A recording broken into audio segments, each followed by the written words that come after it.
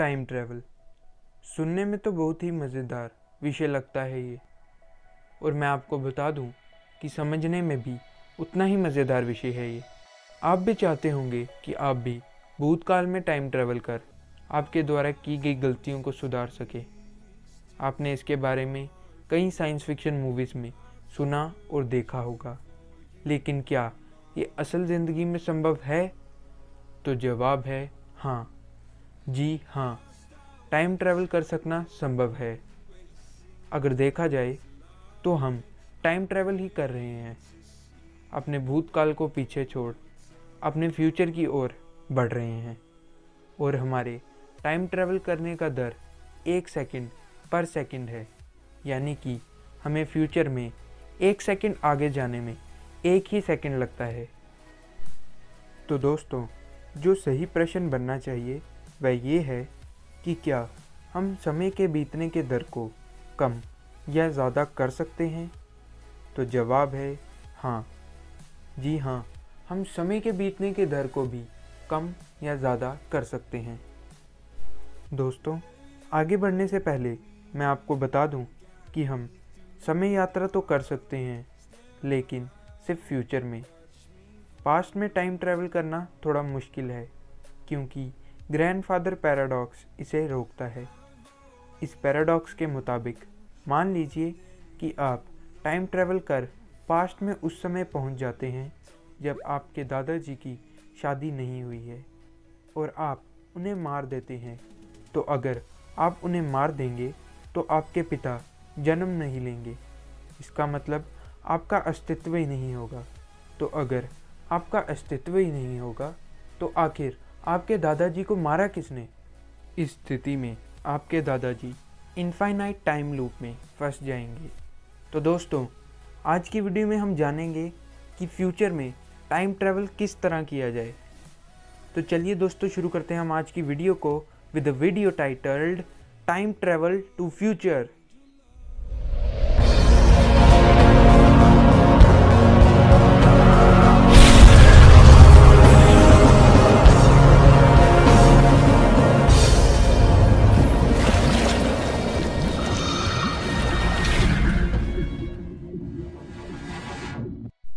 बीसवीं सदी से पहले तक ये माना जाता था कि हमारे यूनिवर्स में हर जगह समय सेम है, यानी कि हमारी पृथ्वी पे बिताया गया 1 घंटा हमारे ब्रह्मांड के किसी अन्य कोने में बिताए गए 1 घंटे के सामान्य होगा। लेकिन 20वीं सदी के महान वैज्ञानिक एल्बर्ट आइंस्टाइन ने अपनी सापेक्षता के सिद्धांत में बताया कि समय कांस्टेंट नहीं होता है, बल्कि समय रिलेटिव होता है। यहाँ तक कि समय गति पर भी निर्भर करता है। ज़्यादा गति वाले ऑब्जेक्ट के लिए समय धीमा बीतेगा। उन्होंने ये भी बताया कि समय और अंतरिक्ष आपस में जुड़े होते हैं, जिसे हम स्पेस टाइम के नाम से जानते हैं। यहाँ तक कि समय मास पर भी डिपेंड करता है। ज़्यादा मास वाला ऑब्जेक्ट स्पेस टाइम को ज़्यादा बेंड करेगा और उसके लिए समय धीमा बीतेगा। आइंस्टाइन की इसी थ्योरी के बाद से ही टाइम ट्रैवल की कल्पना की जाने लगी।